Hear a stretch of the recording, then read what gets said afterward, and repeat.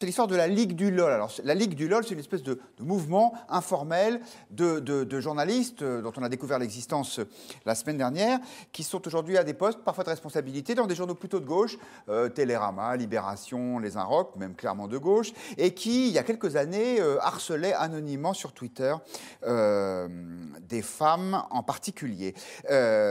Alors, je voudrais vous faire écouter cette petite explication qui est celle d'Éric Zemmour. Alors, je lui ai posé la question, disant, mais pourquoi, à votre avis, est-ce qu'il y a eu ce phénomène de la Ligue du LOL? Et lui dit, c'est parce que comme on ne peut plus parler nulle part, forcément, il y a un moment où la soupape éclate. Mais il va vous le dire mieux que moi.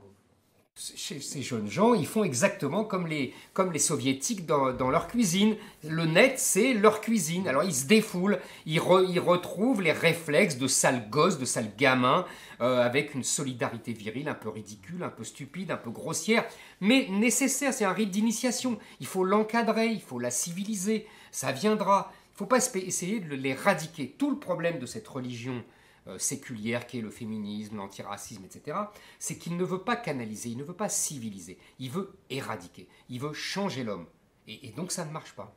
Par ailleurs, ils sont coupables d'être des procureurs. En fait, c'est la logique révolutionnaire. La révolution mange toujours ses enfants. Les procureurs finissent par être des victimes. Claire Chartier, qu'est-ce que vous pensez de cette idée selon laquelle c'est parce que la pression du politiquement correct est trop forte que du coup il y a des abus? Pas du tout. Enfin, simplement, je pense que c'est pas du tout le problème en l'espèce. À mon avis, Et que c'est pour ça que ça arrive dans des journaux de gauche. C'est ça qui est sous-entendu. Non, je pense que c'est vraiment pas la question. À mon sens, ça illustre beaucoup, surtout, la grande désillusion d'Internet. C'est-à-dire qu'avec les réseaux sociaux, on a cru tenir là un espace d'échange fabuleux, de délibération démocratique, et puis finalement, on s'est aperçu que c'était pas du tout ça, que c'était des bordées d'injures, des agressions incessantes, des excommunications immédiates, et qu'en fait, au lieu de débat, c'était beaucoup plus un lieu de sanglant, de règlement de compte. Ce qu'ils font là, ce qu'ont fait ces journalistes, c'est ce que font les mômes aujourd'hui sur les réseaux lorsqu'ils prennent un bouc émissaire, souvent des filles d'ailleurs, et qu'ils les harcèlent. C'est vraiment de ce degré-là. Mais derrière ça, il y a aussi l'idée, et c'est là où je reviens à Internet, que en fait, ces réseaux, ça permet aussi de se défausser aisément sur le collectif. Alors c'est un mécanisme humain vraiment ancestral, mais Internet permet de le faire à très grande échelle. Et c'est quand même un problème parce que précisément, c'est un média qui, plus peut-être qu'aucun autre, demande la responsabilité de ses usagers. Donc là, on est vraiment face à ce problème avec des gens en plus, qui se présentaient, et qui sont d'ailleurs des experts d'Internet. Donc c'est quand même un énorme paradoxe, quoi. Donc ils ont usé jusqu'au bout de la logique des réseaux, et voilà ce que ça donne. Moi je pense que c'est la ligue des lâches, c'est-à-dire que ça pose le problème de la face sombre d'Internet. Internet, c'est un formidable outil, une révolution extraordinaire, mais là, c'est vraiment la face sombre, c'est-à-dire des gens qui utilisent leur pouvoir pour mener des pratiques qu'on pourrait comparer à celles du bizutage dans certaines grandes écoles, ou dans des établissements scolaires. On utilise Internet parce que c'est devenu un immense terrain de chasse couvert par l'anonymat pour les harceleurs, pour des gens qui veulent exercer des pressions sur certaines personnes. Les jeunes journalistes, jeunes femmes journalistes en sont les premières victimes, et ce n'est pas du tout un hasard. Et donc, non, je pense que les grands délires philosophiques de Éric Zemmour, j'y adhère absolument pas.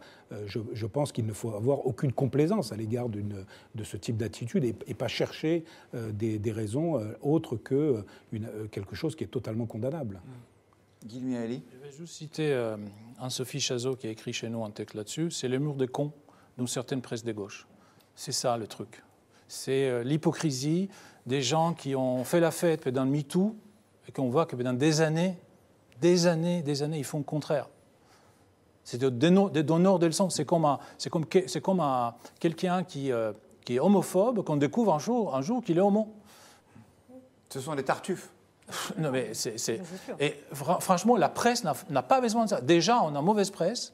On n'avait pas besoin de ça. C'est exactement ce que les Gilets jaunes pensent de nous, d'ailleurs, de nous tous. Ils ne font pas la distinction entre Télérama et Causeur et tout ça. Pour eux, tout c'est dans le kiosque, c'est à brûler. Donc, Bon, ça promet. Oui.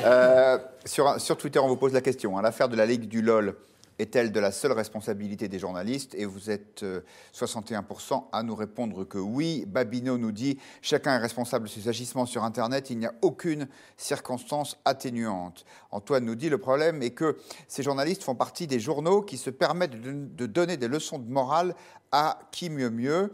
Babineau, Twitter est un exutoire, ça crée un sentiment de meute, beaucoup le font, mais eux, pour le coup, sont médiatisés. » Alexandre Devecchio, votre point de vue. Est-ce que vous êtes sensible à cet argument de Zemmour selon lequel c'est peut-être parce que là, on n'a plus le droit de rien dire que quand on dit des choses, ça dérape tout de suite?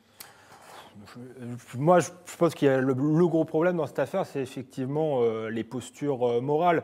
Les gens qui sont pris la main dans le sac, ces guillotineurs guillotinés, c'était quand même la vision du monde qu'ils défendaient, c'était une vision ricaneuse dans le pire style Canal+, contre tous ceux, finalement, qui ne pensaient pas comme eux et qui n'étaient pas cool. Il y a une espèce de dictature du cool. Donc, voilà, tous ces gens qui étaient soi-disant sympas sont finalement pas si sympas que ça. Après, est-ce qu'il y a mort d'homme?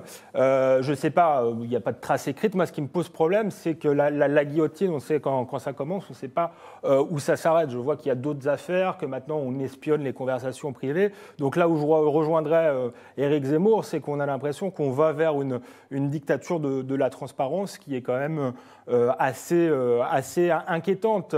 Et si c'est pour remplacer la dictature du cool par la matrouille des censeuses, c'est pas forcément un progrès. Moi, il me semble qu'il y a aussi dans le phénomène MeToo, et c'était un problème dès le départ avec ces dénonciations anonymes, etc., une forme d'extrémisme aussi qui est inquiétante. Donc finalement, ce que dit Éric Zemmour, c'est un peu un centriste. Il dit que l'homme est faillible et que non mais harceler des jeunes femmes, c'est justifiable. Attendez, c'est hallucinant quand même. Harcèlement, c'est puni par la loi. Voilà, donc là, ce qu'ils ont fait, c'est du harcèlement. Mais non, mais je ne le défends pas du tout. Je pense qu'ils sont indignes et qu'effectivement, ça nous fait pas du bien à tous parce qu'il y a un amalgame qui est fait et on remarque d'ailleurs que bizarrement, ça touche plutôt toujours ce type d'affaires, une presse donneuse de leçons.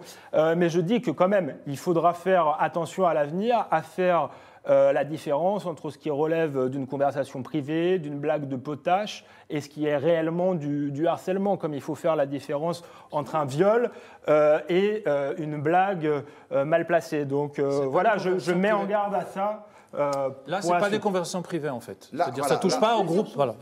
Je vous laisse expliquer. Ça n'était pas le cas. Merci beaucoup à tous les quatre.